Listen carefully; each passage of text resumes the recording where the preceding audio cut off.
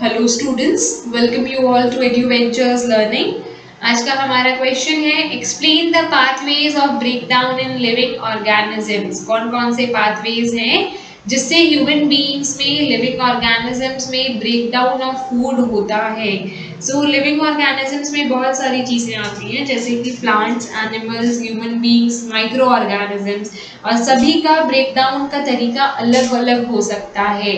तो इसमें कौन कौन सी पाथवेज हैं जो कि डिफरेंट माइक्रो ऑर्गेनिजम्स और लिविंग ऑर्गेनिजम्स करती हैं या अडॉप्ट करती हैं अपने लाइफ स्पैन में, ताकि वो अपने जो फूड पार्टिकल्स हैं उनको ब्रेक डाउन करवा के एनर्जी कंज्यूम कर सके। At first, glucose is broken down into 3 carbon molecule. सबसे पहले ये जो ब्रेक डाउन वाला प्रोसेस है उसमें ग्लूकोज 3 छोटे पार्ट्स में डिवाइड होता है 3 कार्बन मॉलिक्यूल में, जिसे हम कहते हैं पाइरूवेट।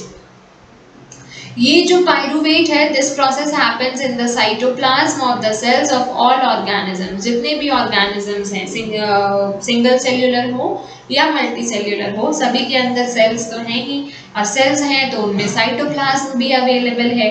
तो साइटोप्लाज्म में ये 3 कार्बन मॉलिक्यूल का ब्रेकडाउन वाला जो वर्क है वो परफॉर्म होता है, और उसके बाद ही हमें पता चलती है कि कौन से बेसिस पे ये काम हो रहा है, कौन से बेसिस पे broken down of the sugar molecules हो रहा है। सो 2 पॉसिबल पाथवेज हैं। पहला है एरोबिक रेस्पिरेशन, दूसरा है anaerobic respiration. So aerobic respiration क्या होता है? Aerobic respiration takes place in the mitochondria in the presence of oxygen. Aerobic respiration हमारा माइटोकॉन्ड्रिया में होता है। क्यों होता है माइटोकॉन्ड्रिया में? क्योंकि माइटोकॉन्ड्रिया को हम कहते हैं power house of the cell. तो हम लोग जितना भी ग्लूकोज को ब्रेक डाउन करते हैं उसका एंड प्रोडक्ट हमें मिलता है ऑक्सीजन और कार्बन डाइऑक्साइड और एनर्जी। तो energy, power house of the cell, दोनों चीज़ें बहुत सिमिलर सी साउंड करती हैं। माइटोकॉन्ड्रिया में ये सारा काम होता है और वहीं पे स्टोर भी होता है। माइटोकॉन्ड्रिया को हम लोग power house of the cell इसीलिए कहते हैं क्योंकि माइटोकॉन्ड्रिया में ही हमारा फूड का जो प्रोसेसिंग है वो कंप्लीट होता है। एनर्जी क्रिएट करने का काम हमारी बॉडी में माइटोकॉन्ड्रिया ही करती है, और अगर ये काम प्रेजेंस ऑफ ऑक्सीजन में हो रहा है तो इसे हम एरोबिक रेस्पिरेशन कहते हैं।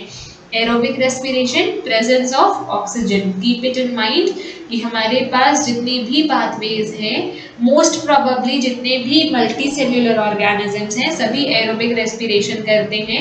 सभी को ऑक्सीजन की ज़रूरत होती है फूड के ब्रेक डाउन के लिए, या फिर ग्लूकोज को ब्रेक करके या पाइरूवेट को ब्रेक करके एनर्जी में कन्वर्ट करने के लिए।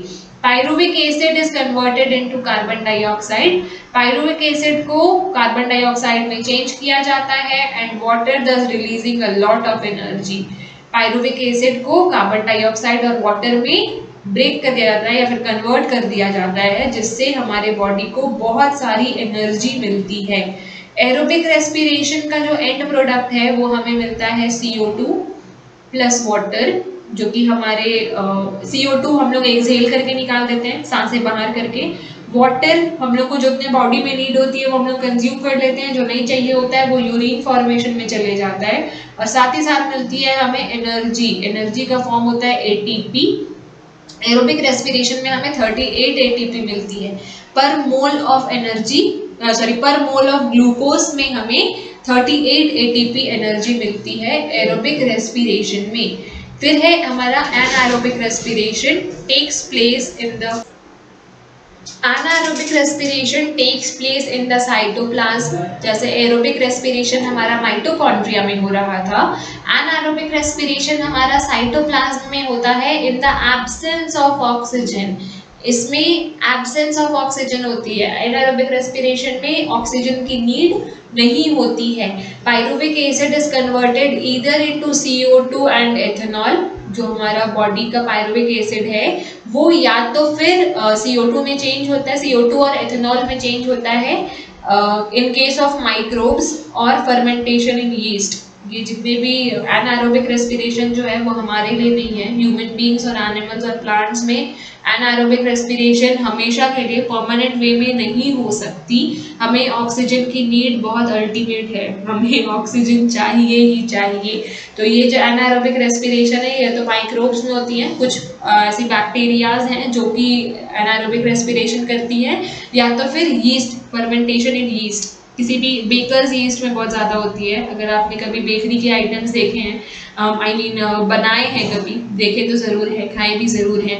ये जो केक, पिज्ज़ा बेस और कुकीज़ और ये सारी चीज़ें होती हैं उनमें यीस्ट डाला जाता है, और यीस्ट के फर्मेंटेशन में एनारोबिक रेस्पिरेशन का ही प्रोसीजर फॉलो अप होता है, और इनटू लैक्टिक एसिड, या तो CO2 और एथेनॉल, या तो फिर लैक्टिक एसिड में कन्वर्जन होती है पाइरुविक एसिड की एनारोबिक रेस्पिरेशन में ना।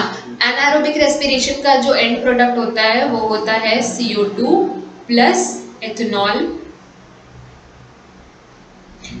Plus ATP। एनर्जी तो रिलीज होती ही है, पर 2 ATP होती है ओनली। एनारोबिक रेस्पिरेशन में बहुत कम एनर्जी मिलती है हमें, बहुत कम energy. Okay, so these are the end products of anaerobic respiration. और एरोबिक रेस्पिरेशन का CO2 plus water plus 38 ATP energy. Thank you.